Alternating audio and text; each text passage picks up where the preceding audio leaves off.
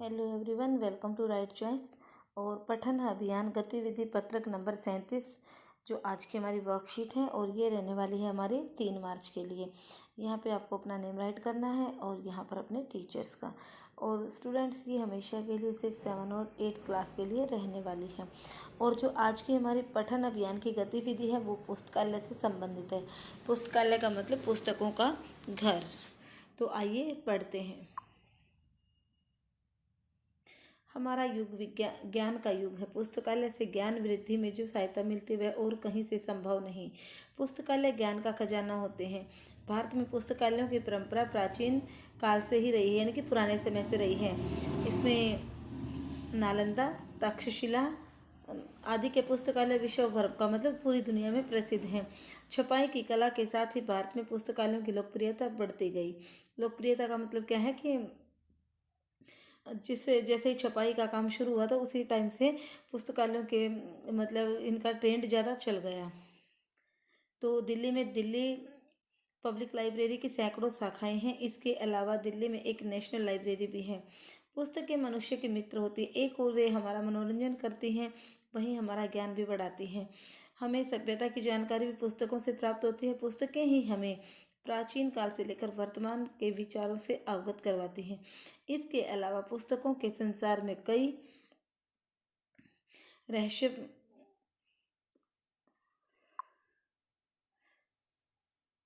पुस्तकें पुस्तकें संसार के कई रहस्यों से परिचित कराती हैं। कोई भी व्यक्ति एक सीमा तक ही पुस्तक खरीद सकता है। सभी प्रकाशित पुस्तकें खरीदना सबके बस की बात नहीं। इसलिए पुस्तकालयों की स्थापना की गई। पुस्तकालय का अर्थ है पुस्तकों का घर। यहाँ हर विषय की पुस्तकें उपलब्ध होती हैं। इनमें विदेशी पुस्तकें भी शामिल होती हैं। विद्यालय की तरह पुस्तकालय भी ज्ञान का मंदिर है। पुस्तकालय कई प्रकार के होते हैं। इनमें सबसे पहले पुस्तकालय वे हैं जो स्कूल, कॉलेज और विश्वविद्यालय के होते हैं। दूसरी प्रकार के पुस्तकालय निजी होते हैं। ज्ञान प्राप्ति के इच्छुक व्यक्ति अपने कार्यालयों या घरों में पुस्तकालय बनाकर अपना तथा अपने परिचितों का ज्ञान वर्धन करते हैं, अर्थात उनका ज्ञान बढ़ाते हैं। तीसरे प्रकार के पुस्तकालय राजकीय पुस्तकालयों में होते हैं। इनका संचालन सरकार द्वारा किया जाता है। इन पुस्तकों का लाभ सभी लोग उठा सकते हैं। इनके अतिरिक्त स्वयं सेवी संगठन, यानी कि जो स्वयं सेवी संगठन होते हैं वह सरकार द्वारा सचल पुस्तकालय सेवाएं चलाई जा रही हैं। यह पुस्तकालय एक वाहन के तौर पर होता है, यानी कि किसी गाड़ी वगैरह में या किसी रिक्शा में पुस्तकें रखकर तो मोहल्ले मोहल्ले, गली गली तक पहुंचाई जाती हैं। उनको बोलते हैं सचल पुस्तकालय। तो बच्चों आइए अब आज से संबंधित एक्टिविटी करते हैं। अपनी पसंद की किन्हीं 5 पुस्तकों के विवरण को निम्नलिखित सारणी में भरिए।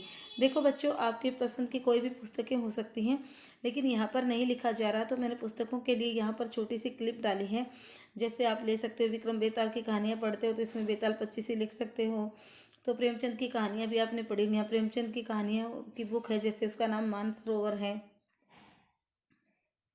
ठीक है, मानसरोवर के लेखक प्रेमचंद हैं। और ऐसे ही इनके प्रकाशक का मतलब होता है कि वो छपाई का काम किसने किया, और मूल्य यानी कि वह पुस्तक जो ये वाली पुस्तक है वो कितने की आती है। तो ये सारी चीज़ें मैंने एक क्लिप में डाल दी है, यानी कि क्रम संख्या में 1 2 3 4 5 हो जाएगा। यहाँ पर बुकों का नाम, यहाँ पर उसके राइटर का नेम, और यहाँ पर कहाँ से वो पब्लिश हुई है, यानी कि कहाँ से उनकी छपाई का काम हुआ है, और यहाँ पर उनका मूल्य कि वो कितने रुपए की है। तो ये वाली क्लिप आप देख सकते हैं। तो देखिए बच्चों, यहाँ पर जो मैंने क्लिप डाली है उसकी सहायता से आप अपने प्रश्नों का उत्तर लिख सकते हो। प्रश्न नंबर 1 का उत्तर क्या रहने वाला है? पहली बुक का नाम क्या है? गीतांजलि। और ये लिखी ने किसने? रविंद्रनाथ टैगोर ने। और राधा कृष्ण प्राइवेट लिमिटेड से ये पब्लिशर हुई है, यानी कि वहाँ से ये प्रकाशित हुई है। और इसकी जो प्राइस है, मूल्य है, वो 250 रुपीज़ है। पंचतंत्र की कहानियाँ विष्णु शर्मा ने लिखी हैं। मनोज पब्लिकेशन से इनके जो प्रकाशक का नाम है, और ये 350 रुपये की आती हैं। नैतिक बाल कहानियाँ, यानी कि बच्चों की जो कहानियाँ होती हैं वो सुधा मूर्ति द्वारा लिखी गई हैं। और किंडल एडिशन जो इसके प्रकाशक है, और ये 150 रुपये की आती है। और मानसरोवर जो बुक है उसमें मुंशी प्रेमचंद द्वारा लिखी हुई कहानियाँ हैं। मनोज पब्लिकेशन इसके प्रकाशक है और ये 289 की आती हैं। अब लास्ट में सबसे 5वें नंबर पर है बेताल 25, जिसमें विक्रम और बेताल की कहानियाँ हैं। आपने टीवी पर भी बहुत बार देखा होगा। तो इसके राइटर गोपाल शर्मा है और पवन पॉकेट बुक्स इसके प्रकाशक है और ये 125 रुपये की आती है। तो बच्चों आपको ये ऐसे ही लिखना है या आप ऐसे कॉलम भी बना सकते हैं। 1 2 3 4 5 का सीरियल नंबर लिख सकते हैं। ये बुक के नाम हो गए, इनके राइटर हो गए, ये इनके पब्लिशर के नाम और ये इनका मूल्य हो गया। तो आप ऐसे करके आप ऐसे कॉलम्स में भी इन चीज़ों को लिख सकते हो। होप आपको समझ में आ गया होगा।